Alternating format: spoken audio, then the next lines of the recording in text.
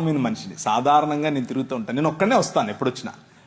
నాకు ముందు ఒక వెనక 10 మంది, వెనకలో 10 మంది ఉండరు. నేను ఒక్కనే వస్తాను, నేను ఒక్కనే డ్రైవ్ చేసుకుని వస్తాను.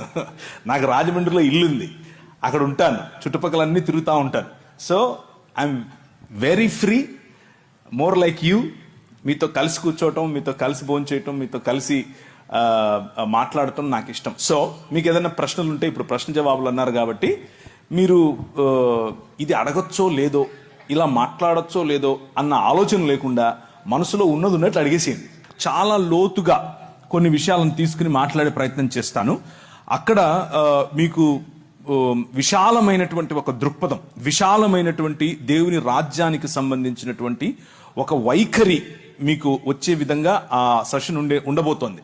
కాబట్టి చాలా క్రిస్ప్గా, అంటే తక్కువ సమయంలోనే ఈ ప్రశ్నకు సమాధానం చెప్తాను. భారతదేశం మాత్రం సాధారణమైన మనిషిని, సాధారణంగా